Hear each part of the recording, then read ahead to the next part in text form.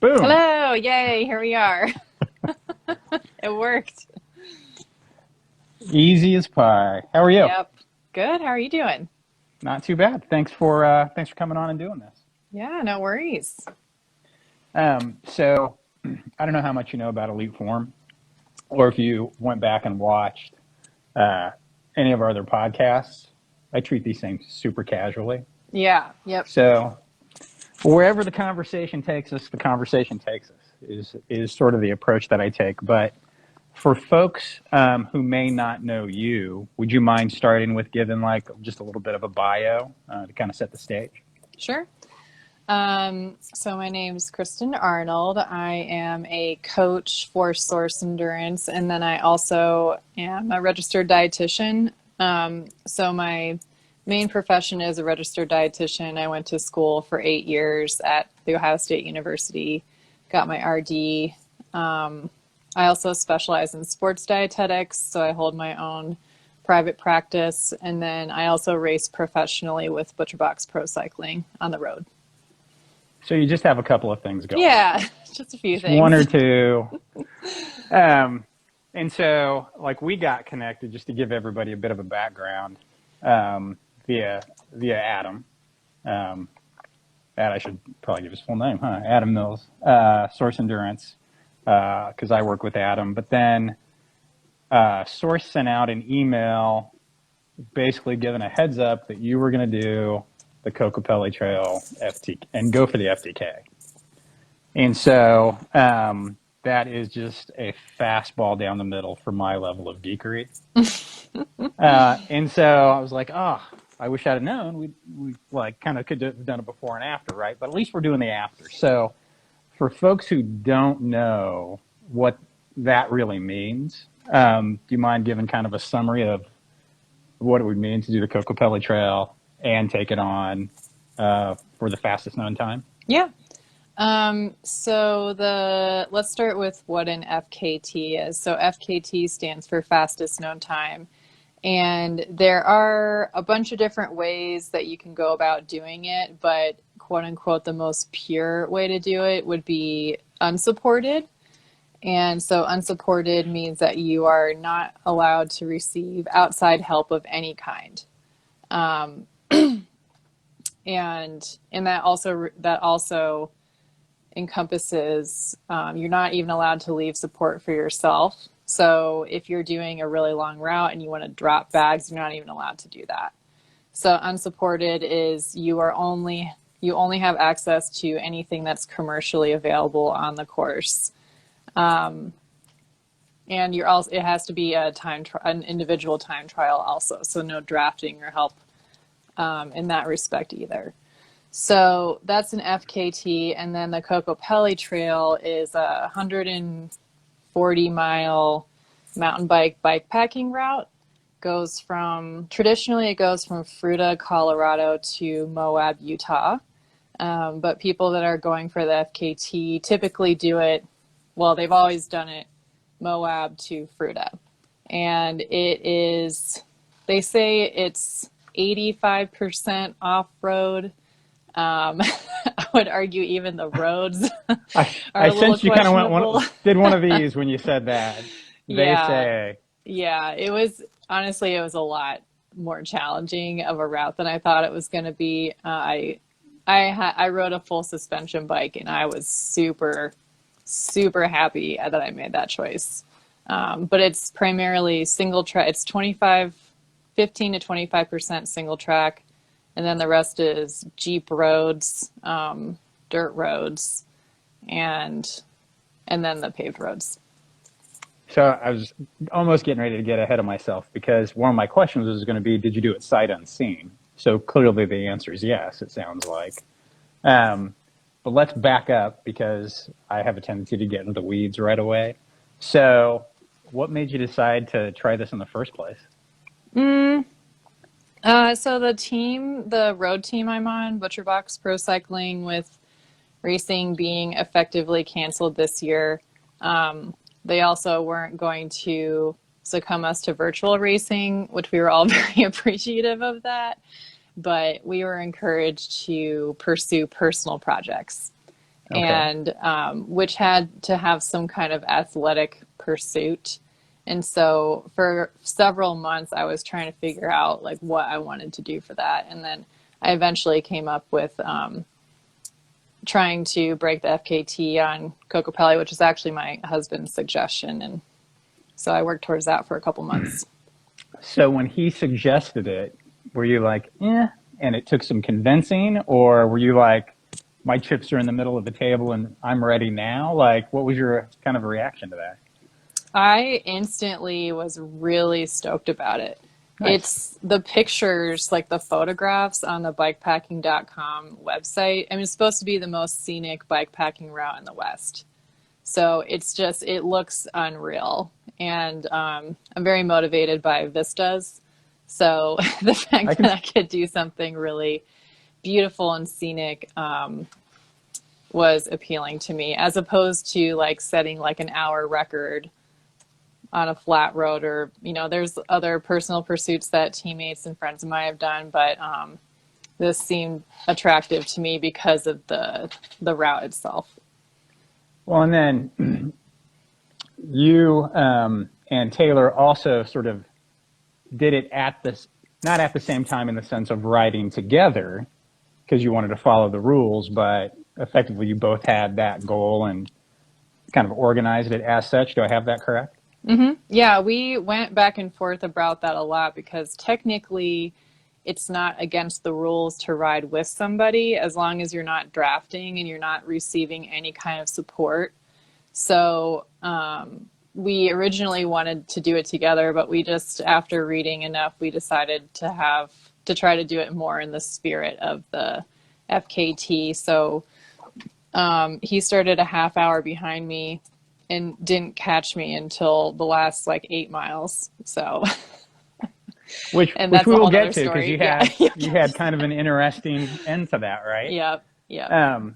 So you decide you're going to go for this. You're all in from the beginning. How did you start your prep work? And how did you think about that? Because it's interesting. It's not as if, well, unless you're Lachlan Morton, I suppose. It's not as if one just gets up and goes, I think I'll bang this out today. Mm-hmm. Yeah. I think I first started, well, I talked to my coach. So my coach is Liza Ricciotto. I've been working with her for 2 or 3 years now. And so we lined out like a general training plan, but I mean, really for something like that, it's mostly just getting in the hours and the miles. And also it's more prep work mentally than physically. So we had a couple like really big days that would help me to figure out what was going to work well on ride day. But so it started with, making a general training plan, and then doing a lot of route investigation. So figuring out where I was and not able to get water, the route as far as like the terrain and what type of bike I wanted to ride, and then how much time it was going to take me.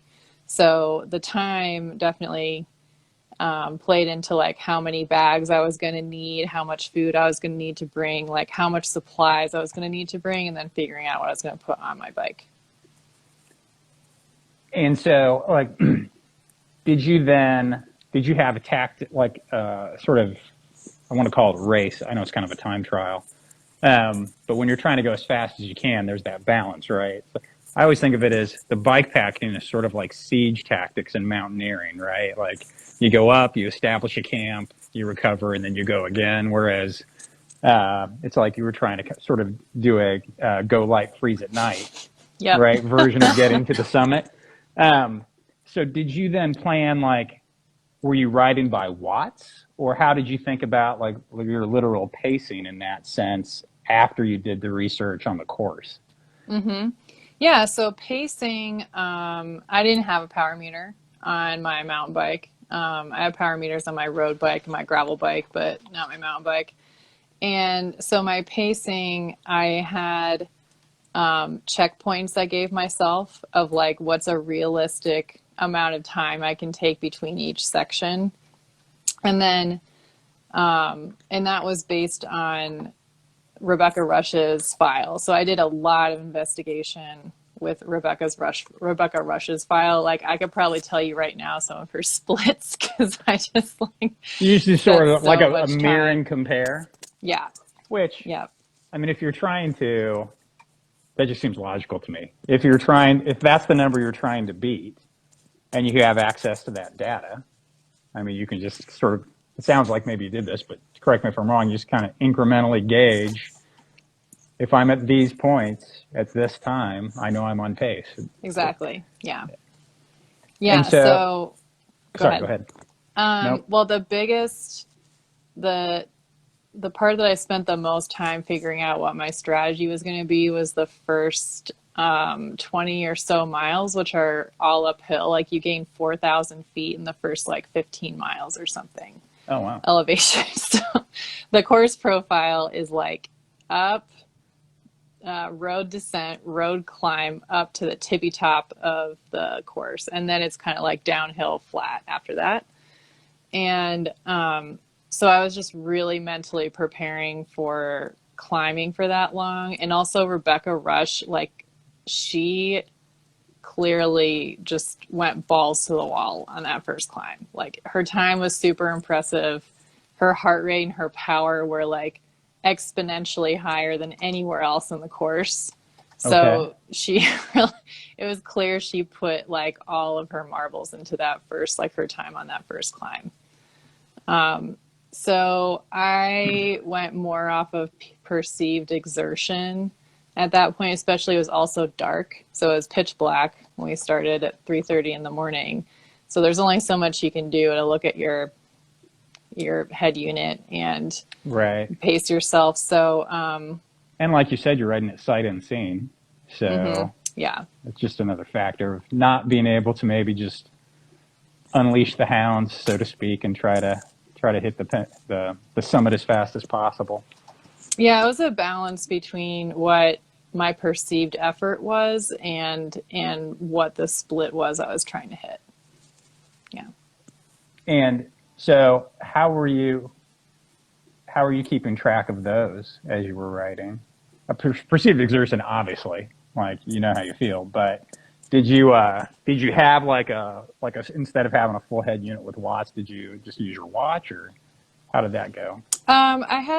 I had elapsed time up on my head unit so I could see Oh, the okay, time, and then I also had mileage. So the splits were based on mileage, and then I could also see I had the elevation profile up there so I could see where how long I still had to go on the gotcha. climbs. Well, and if I remember your article correctly, didn't you have a photo? Didn't you have a crib sheet on your top tube Yes. like a lot of people do? I do that Yep. every ride, so that makes sense. But Yep. um, and so what information did you have on that? I had the most important ones were where the water is going to be.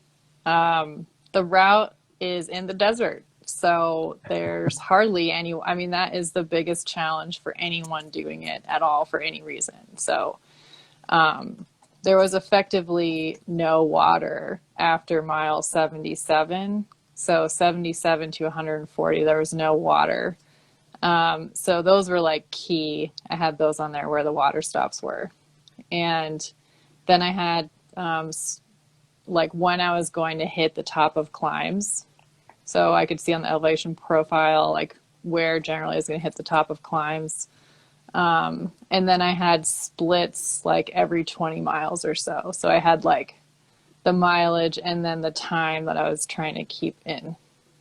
Gotcha, gotcha. So you played it a bit more conservatively than Rebecca on that first climb.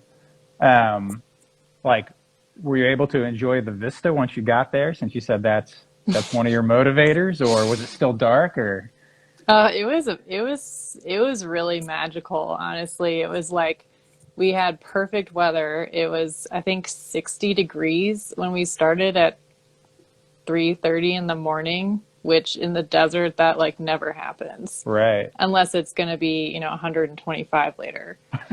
But it was super warm and I could see the stars and And yeah, so I mean, it was a little bit scary, but at that point, it was mostly dirt roads too, which riding on dirt roads in the dark isn't, you're just going slower. So it wasn't as scary as being on like single track or something like that. And I also got really fortunate because I hit sunrise at the top of the course. So I was like at the top of the course at sunrise. So I got all of that valley view. Nice. And also, man, I got to do the descent. It's like a 3,000 to 4,000 foot descent in light, which I know if I would have had to do that in the dark, I would have had to go a lot slower. Yeah, you just outrun your headlights, right? Oh, yeah. So, nice. Yeah. So you got the beauty of it, and you got some tactical benefit for the way you timed it as well. That's not all Mm-hmm. bad. Were you at that point also on a pace that you were happy with? I was a little bit under what I wanted to do. So that's a win-win-win. Or sorry, a little bit over time Oh, wise. I was gotcha.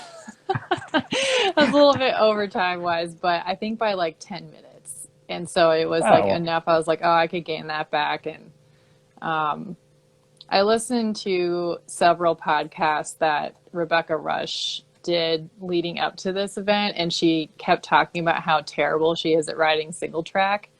And so I was like, oh, maybe I'll have an advantage because I've been sure. riding my mountain bike for 4 months and have this like trail bike. And she was on a hardtail race bike.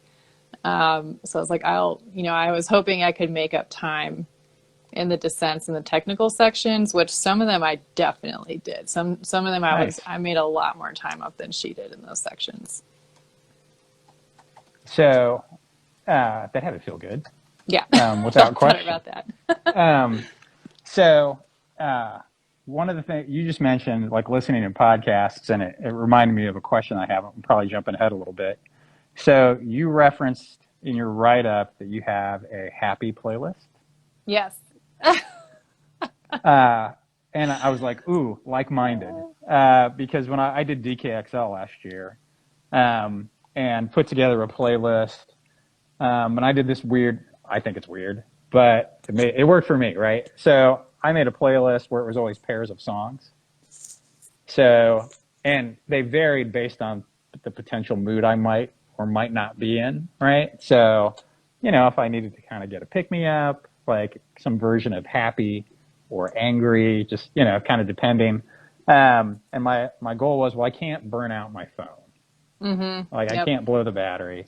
So it's just, my rule was, if I need it, 2 songs only, right? And then I'm done. But of course it made me super curious. What's on your happy playlist? It's I wouldn't say I'm embarrassed by it, but other people would probably be embarrassed by it. I think if it works for you in the moment, Yeah. so Yeah. I'll open up, and show some vulnerability. Most people who know me know I listen to a lot of punk rock and a lot of hip hop. But for example, Bad Romance is on that playlist, Lady Gaga. Yep. That's So, definitely in the line of what would be on mine. gotcha. So, are you willing to share a little bit Yeah. more what's on yours? Or okay, I Yes. did. So the first like 4 songs were all songs from Eurovision, uh, the movie with Will Ferrell and Rachel McAdams in it. Yep, got it. They're just exceptionally cheesy pop songs, but they make me really happy. Um, Well, it is labeled as a happy playlist. yes, So, yeah, exactly. Yep. if that's what you needed at the moment, that's perfect. Yep. Started with that. I'm trying to think. Marina and the Diamonds. A bunch of her songs were on there. Definitely Spice Girls was on there quite a few times. Some Christina Aguilera, and there's a couple just random songs that are a lot of soundtrack type songs. I found that like I made a whole other playlist called Epic, and it was just like really epic scores from all these movies. And so So you me, get to a summit, and you play Wagner, that yeah, kind of thing. yep, I'm on this voyage, this super challenging voyage that I don't think I can accomplish, but I have to do it anyway. And, just all the hero stories. And and I was in band in high school, so I've played a lot of that type of music too. So good memories from that. Well, again, you called it a happy playlist. So if it's good memories, particularly when you're that deep into an effort like that, I say anything goes. That's Hmm. my personal view. So Yep. I love it. So when did you hit play on that? How far in were you? I didn't hit it until like hour 10 and a half, which I was really stoked about. I've done 200-mile mountain bike races, and then I did Tour Divide. And that's like really my experience level for these types of rides, events. And the 200 milers, like I was ready to be done at like hour 6. So, which one of the races I still had 4 hours left, and then the other one I still had 6 hours left. So hitting it that early was pretty challenging, but I was really happy to see that I got all the way to hour 10 and a half. Nice. This is something I would do, so I'm naturally going to ask. Did you do the thing where you're like, well, I'm not going to play it quite yet, and the longer you delayed it, like you felt like that was a win until you Yeah. finally played it? Yeah. I'm It just was like I don't have a choice right now. Like I have to play this or I'm just going to go in a really deep hole that I can't get out of. Yeah. that makes a ton of sense. That makes a ton of sense. Um, so then you got to, and please correct me if I'm missing any key details, but so you started to get near the end of the ride and things went a little south at a certain point. Mhm. Can you share with folks what happened? Mhm. So, I think I was at around mile 120, 125 maybe, and my head unit crashed. And so I no longer had a route to follow.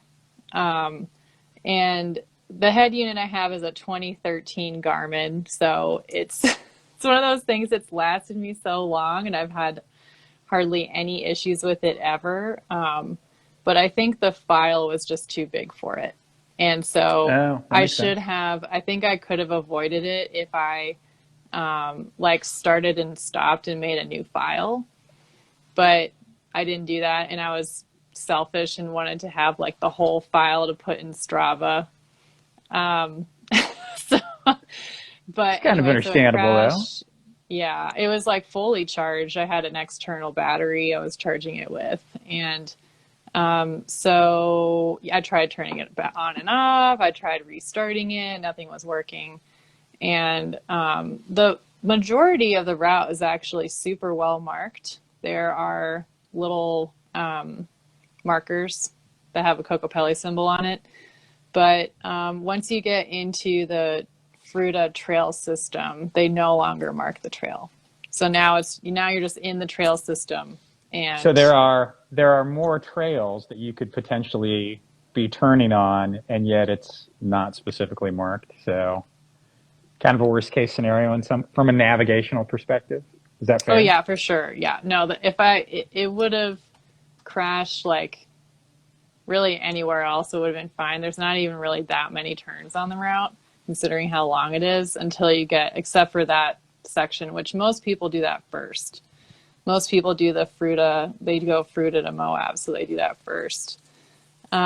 So yeah, I didn't like, it's a really intricate trail system. So I think there's like 100, 150 miles of trails. And in each intersection has between like 3 and 5 options for where you want to go. And So there's a lot of wrong turns and a potentially really high consequence for taking one. yes, yep. The Garmin InReach, so I had a Garmin InReach, and that's how I had tracking. It also was for emergencies. I can text from anywhere. It also has an SOS button. And so there was technically the route on that, but it just has waypoints. So it tells you generally what direction to go in. But my main hiccup was I was at this one intersection and there were 3 trails that were all in the same direction. So I went on all the trails. I went one trail, clearly that wasn't the right one. One trail, clearly that wasn't the right one. And then I was staring at the map when I found a map in the dark at that point. I think that must have been hour like 14 or something. When you say you were staring at the map, this is a map? This isn't not a map you're carrying. This is a map that's sort of one of those placards out on the trail. Yes. Yep. And how many hours in were you at this point? I think this was 14 and I was 8 miles from the finish. So you're fresh so as a close. daisy. Yeah, super fresh. My mind is going great. Like I'm really conscious and able to make, rational decisions. So there you are. How'd you get out of that scenario? Yeah. And also my headlight mount broke on my helmet. That's So right. yeah, so I was like carrying it in my hand. I tried taping it with electrical tape. I brought like extra electrical tape, and I was just like, I was so messed up. It was not even worth a try. I just didn't do anything. So yeah, then I'm staring at this map and I see a headlight come and it's Taylor, my then fiance, now husband. And I thought that he had passed me when I was getting water. And so I thought he was in front of me, and then he figured out that I was lost because of the GPS tracker. Like you could, Oh, like gotcha. several people, like my parents texted me. I was like, "Are you okay?" Like, because they could see me like getting lost. I didn't have cell service, but I saw the text later. Gotcha. And so anyway, he comes out of the dark. I thought that he had turned back and like to get me, but it turns out he was just getting there. So he was like an hour plus behind me. And so he obviously had the route in the map, so that's how I was able to get out. I would have made it eventually, but yeah, it was like pitch black at that point, and there were just so many. I was just so delirious, like looking at a map. They're not super intuitive, like any mountain bike trail system. I've never found the placard maps to be that helpful. So in my state. Yeah. So Taylor had the route. So we did get out. And even then, there were still like 4 or 5 other intersections where you had to make choices of where to go. Well, I've not ridden out there, but I know a lot of people who have, and I think you described it really well when you said it was intricate. So, when I was reading your write-up and you said that you lost your head unit, like my initial reaction was, well, honestly, kind of, pardon the language, but well, shit. Like, so. Yeah, go towards the city lights. Like, I don't know. I mean, Right, and until the trail turns, right? yeah, until the trail turns. Or you hop from one placard map to another, just trying to connect all of the dots, and then sometimes the process of elimination which is not really what you're looking for that many hours into a ride like that. So, but was it sort of this very pleasant relief to then see Taylor come up and be like, "Wow, we'll close this thing out together"? And I didn't even care that I wasted so much time at that point, because he was also like really, really.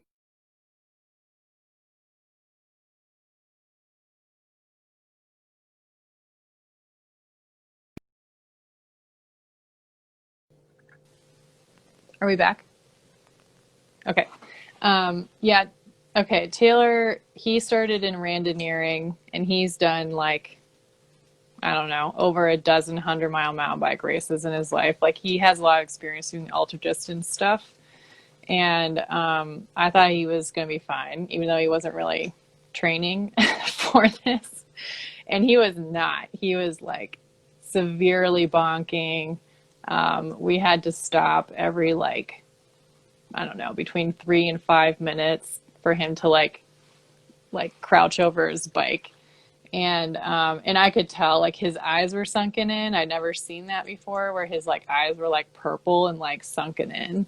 Gotcha. And so I was it just was as happy much that I could in help his. him get out. Oh, sorry. Yeah, that's what I was going to say. Sorry, I talked over you. It sounds like it was really probably as much of a relief for him to find you as vice versa. So you helped each other. That's kind of cool. Yeah. Yeah. It was a great ending, and I was happy that we got to finish together. And so yeah, the ride ended up being a lot more meaningful to me than I originally intended. I also finished like an hour and a half, 2 hours longer than my like achievable goal time. So yeah. Where did setting, so you say achievable goal time, like what's that compared to eclipsing Rebecca's time? Yeah, so we did a fair amount of investigation of other people that had done it in one day. So Makes sense. there wasn't a whole lot of people that have tried an FKT, but there's a fair amount of people that try to do the route in a day. And people that did it in a day had between 16 and 18 hours of ride time. So that's not including stop time. And so I was thinking like her elapsed time was 13 hours, 32 minutes. And like a mortal normal person time was 16 to 18 hours. So I was like, well, I think I could get like closer to her time than that time. So that was kind of what it was based on. And I was going to be happy with 15 hours. Like that was my like achievable goal. And then anything other 15 hours would be like really impressive for me. So that's how I was approaching it. Gotcha. Well, but my splits were still based on her time.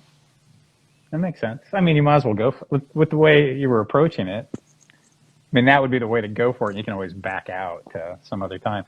I do think it makes me smile. You'll talk about the research that you did, and you knew her time to the minute, which is just shows, right? You did the diligence. You looked into it. I love it. So you referenced, I don't know if it was the source email or in your write-up, but there was a reference to a pizza place in Fruta. Did you guys hit that when you were done? No, it was closed. Well, we have to hang up right now. Yeah. Yeah, it was closed. Unfortunate. Hot tomato. Yeah, it was sad day. Sad day at the end for that. Yes. That guilty as charged. That might have been the thing that would have been driving me on. Mm-hmm. Like just like I'll get, Adam will prescribe like a 4.5 hour ride to me, and I'll be thinking about pizza. So definitely that would have been a heartbreaker. Yes. Had that happened. So, and had you been there before? Like, or would it have been your first time? Yeah, we so the forest fires have been exceptionally bad in Colorado. Like there is a lot of talk about California, but we've had fires for longer. Anyway, so one weekend we just escaped. Taylor and I just escaped from Fort Collins, went west. Their air quality in Fruta was like not nearly as bad. And so we rode a bunch of the trails in the Fruta trail system. We rode most of what was considered like the Cocopelli options of that. And I think we hung out for like 3 days. So we had hot tomato pizza, I think twice in like 2 or 3 days. So that just may have made it worse because you knew what you were missing, right? Exactly. Yep. Oh, that makes sense. Yeah. 2020 has had no shortage of just things to escape from. So that sounds like a good 3-day getaway. It was nice. Yeah. So looking back, like, is there going to be a round 2?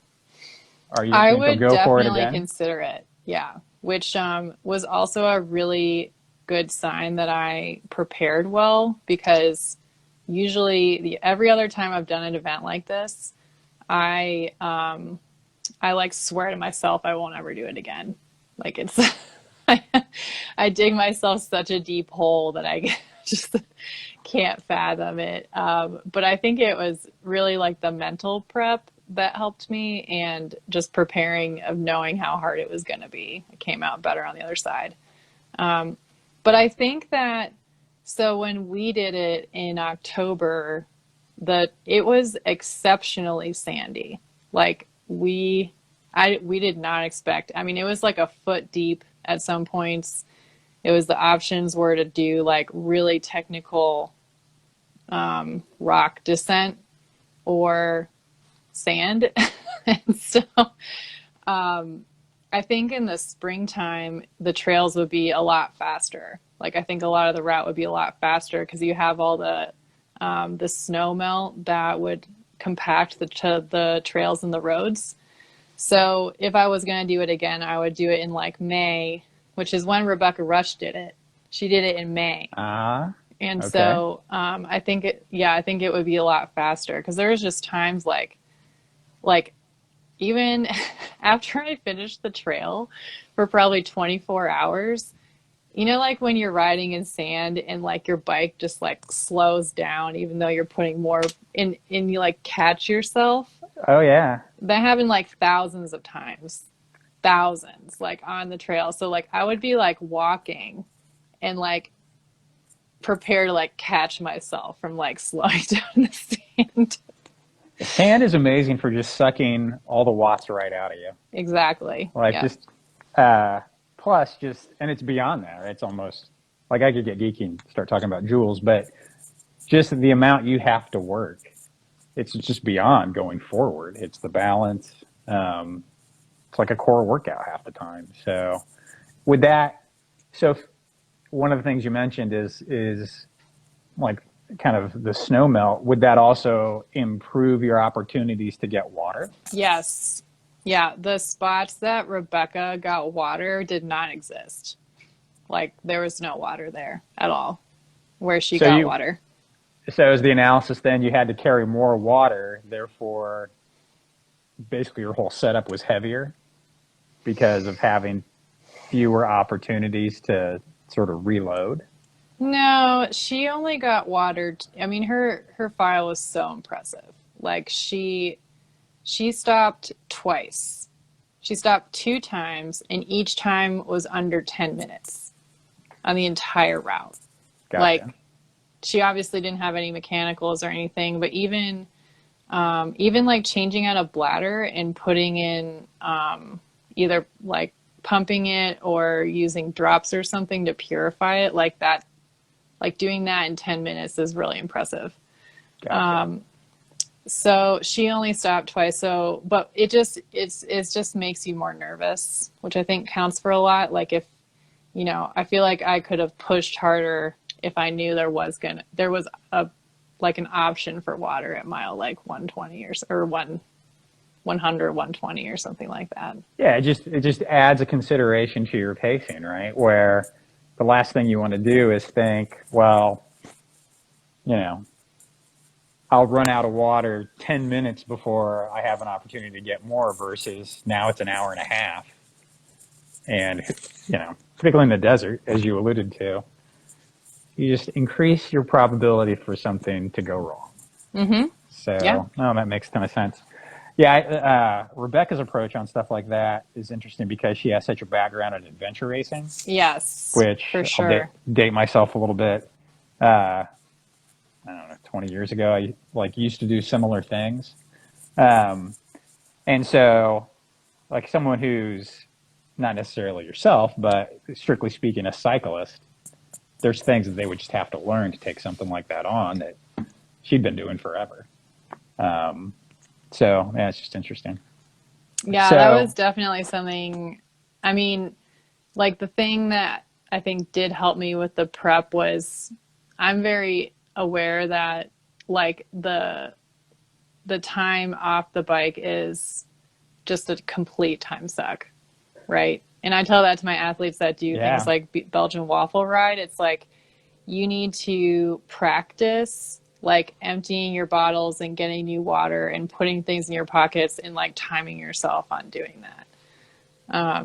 So I think, Adding zeros to your average never really works well. no, yes, that too.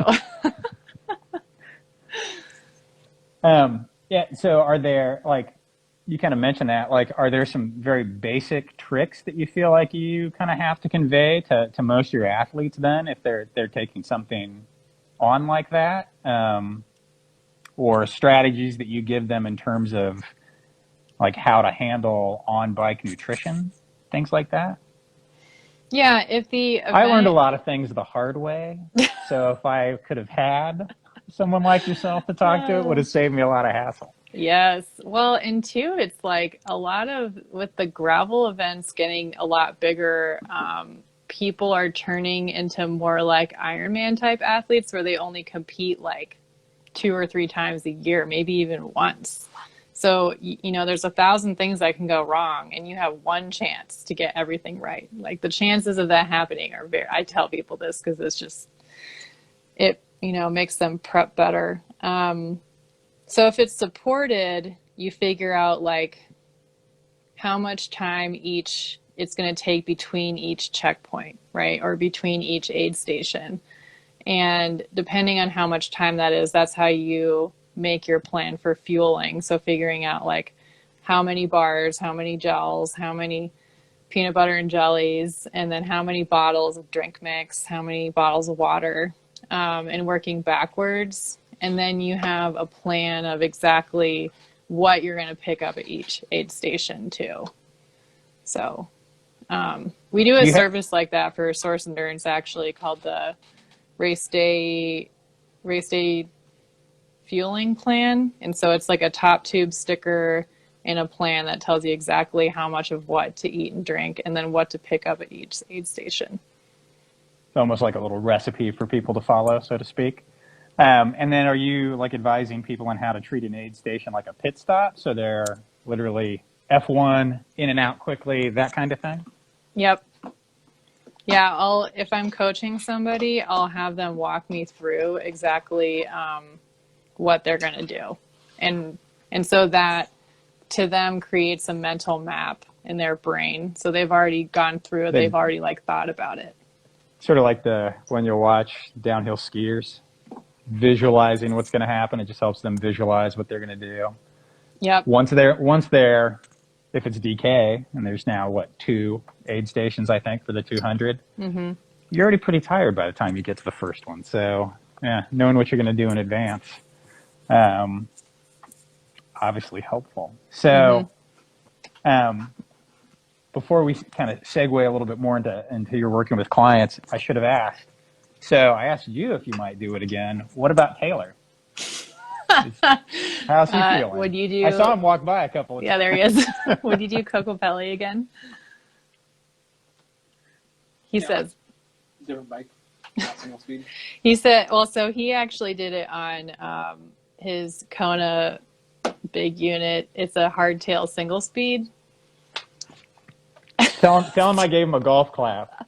Golf clap for you. I single speeded probably the first, well, maybe not the first, very shortly after I started mountain biking. I switched to single speeds only, and that's all I did for years. And then sort of only dabbled as I got EliteForm going, and now I'm sort of coming back. So like one of Adam's, maybe I shouldn't say frustrations. I would think it would be frustrating, is he's just used to talking to people who know how to shift the bike. Yeah. And so, you know, he'll send me out to do something and like I'll mash, right? Or not shift, or we'll be doing a consult and I'll be like, I don't know what you're talking about. I can't don't go do group rides 700 because I'm always on a watts to single get speed. 90 RPM. Yeah, exactly. Well, he gave me like it's some 20-second sprints, right? And he was like, you know, so what I'd recommend you do is get out of the saddle, blah blah blah. And then when I did them, I was like, I don't need to get out of the saddle, and it's just because I probably am used to generating torque. It's not that I have some physical gifts or anything. So it's been a fascinating learning experience in ways that I didn't really anticipate. But to go back to Taylor, tell him props for rocking a single speed on that, because that's 7 years ago. That's how I would have done it, and probably paid similar consequences. But a lot of respect for it. So, sorry, that was a bit of a tangent, but I was surprised to hear that. So he would go for it. That was his thing. That's what he says. Like he would do it on a full suspension. He would not do it hardtail or single speed again. So he'd swap out some full bounce and being able to shift. That's understandable. I now have a Trek Super Caliber, so I have no single speed cred anymore either. So, and if I did it, that's how I would do it. So I get it.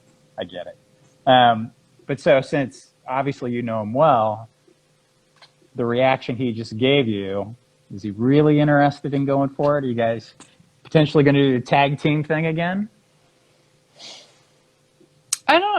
I think if we were going to attempt it again, I would do it in the same way just to keep with the spirit of the FKT. And we'd probably do it the same way again too, where he started like a half hour behind me. Because Gotcha. Assuming we would do it again, he would actually train for it this time. So Are you telling him that now? Or? He's not, there's no, like, it's not a good idea. It's a safety. It's really a safety. I mean, he was so messed up. Like he said he knew he could have walked the last 5 miles if he had to, but it's not good. Makes sense. Well, one of the things that's, I'll say interesting, even though I know that's a very non-committal term, about like how FTK conversations are handled online is there's a variety of reactions to how people decide to follow or not follow the rules, which gets a little tedious. Yeah, because there aren't rules. It's like it's like, okay, if you have a photographer with you, they're not pedaling for you. Someone will argue it's emotional support, right? Someone might argue how you guys did it lends some version of emotional support, but at the same time, it's also just kind of cool to do it that way with your partner. So if I had a vote, which I don't, but I like the way you guys did it. So I thought it was a cool idea. So if you go for it again, it'd be neat if you did it the same way, for whatever that's worth. Yeah, we'd probably do that. I mean, so we did Tour Divide together in 2013, and he rode the same bike. He's like only had the single speed hardtail for the last like 8 years. And he and I may need to get a cocktail together.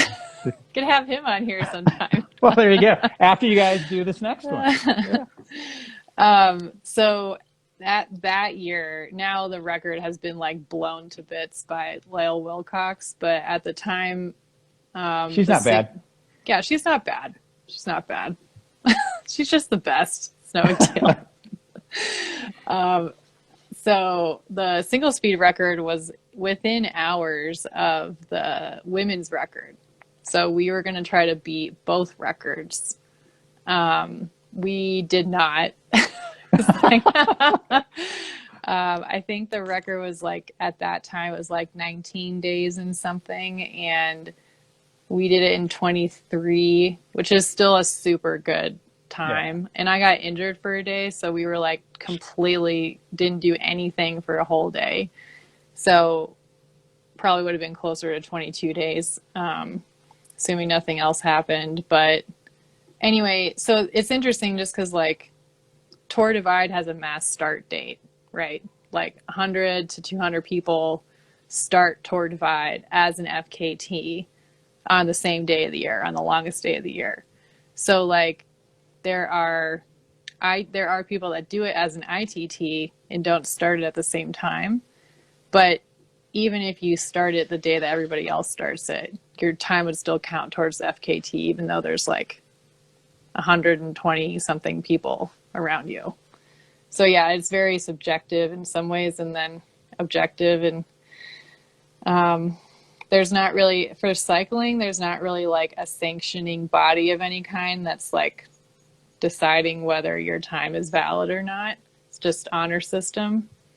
Running, it seems like there's a lot more legitimate checks and balances they have to set records. It does seem that way. Yeah, that's a good point. That's a good point. Well, I almost said if this pandemic continues, maybe people will start putting rules in place because that's all any of us will be able to do. But I hope it doesn't come to that. Yeah, it's kind of nice the way it is. Yeah, exactly. Exactly. So that's actually a pretty decent segue. Like, are you moving into kind of your off season, both personally and working with your clients, or do you have anything else kind of planned in the short term? Yeah, it tends to be around the holidays. People get a little bit less motivated to work on nutrition, coaching. It's more like a downtime with the structured training. I'm still talking to everybody on a regular basis, but we just like have less structure, and so it'll look like less hours or just hours and not having any kind of intensity or purpose with rides. And so for me, this month, November, we're going on like a mini honeymoon in Crested Butte next weekend. Nice. And then And congrats. thanks. So, yeah. yeah. It was an eventful month. Did I bet. the FKT and then got married. So Nothing going on. nothing going on, nothing important. So I'm going to take a little break from riding and structure. And then I actually just talked to my coach today about like what we're going to do next. And it's so hard to plan without knowing what's going to happen next year. But I'm definitely going to take this opportunity this winter to do it differently than I've done in the past, where in the past, personally, I'm gone in somewhere warm for like up to 3 months training, getting ready for spring. But I'm going to actually commit to learning how to ski and doing more skiing and less structure, less volume, more structure for my winter training. When you say ski, do you mean cross country, downhill? Oh, downhill, yeah. Okay. I already know. Just curious. I'm like a proficient skate skier. Oh, okay. And so I do that when I'm in Colorado, but I'm not proficient in downhill skiing out here. And Taylor's an exceptional skier and does a lot of backcountry skiing, which I need to get some lessons in me before I can do that kind of skiing. Learn how to use your transponder and all the things that. Well, get a beacon. Yeah. Given the research you put into the FTK, I don't see any of that really being a problem. So it's just learning it. So, and yet another checkbox on the. I should probably have a cocktail with Taylor. So except I snowboard. That'd be the only difference. Okay. Yeah. But, yeah. Big fan of backcountry work. So, it's interesting. So if we do race next year, do you have anything that's sitting out there as a goal for yourself? Well, I mean, I'm still going to be with ButcherBox Pro Cycling, and we don't know what we're doing as a team yet, nor do we know what was going to be available to do as a team. Right. Yet. Yeah, that's the challenge, right? Yeah. I think, we would definitely want to focus on the USA Crits calendar, assuming everything goes as planned. If that's not an option, we'll look into like other domestic races in the US that we can try out. Gotcha. Any gravel for you as an individual, or if road season kicks, or will you be you've already answered. I don't need to finish that. What gravel events are you thinking about? Well, Source Endurance is the official coaching sponsor of all of the Monuments of Cycling events. So that's all the Belgian waffle rides and then whatever else they decide to come up with. So assuming it doesn't conflict with anything on the road calendar, I'll do all the Belgian waffle rides. which will be really fun. Did you do Cedar City? I did not. That was when I saw, so the date was the same day as our wedding. And Oh, so wow. I like immediately messaged the director, like the race director, Michael Marks, as he's also a nutrition client. I was like, "Oh, looks like you scheduled your You've race on made a my wedding mistake. day." And he was like, "Oh, thanks so much for putting your wedding aside to come to the event." Like, I'm probably not going to do that. Yeah, we'll So, probably yeah. go ahead with the wedding. Yeah, I was not ever planning on doing it. So, Gotcha. and then I didn't end up. But Adam Mills, the owner of Source Endurance, he was at the event.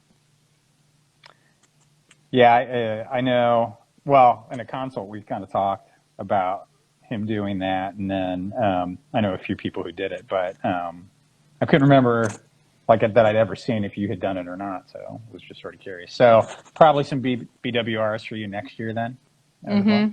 Will you go all Yep. the way out to, if they do Asheville? Will you I'd fly out to love that as to. I well? love Asheville.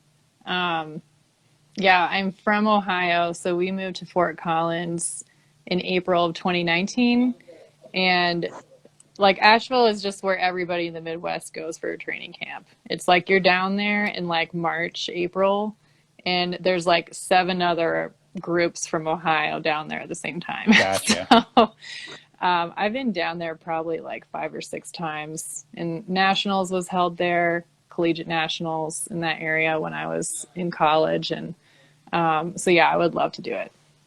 Nice, nice. Well, Instagram is going to kick us off here in a minute. So you get an hour, and then it's done. And I've probably had really abrupt endings to probably half of the podcasts I've done with people, so I'm trying to avoid that. But I really do appreciate you coming on. Thanks for putting up with some of my geekery about the Cocopelli Trail. If you don't mind, I may hit you with some one-off questions, Sure. just in case that doing it on single speed. Now that you've mentioned that, it's planted a seed. So we'll have to see. But thanks again, and hopefully we can talk again in the future. Yeah, it was great. Thanks for having me. Yeah, appreciate it. Take care.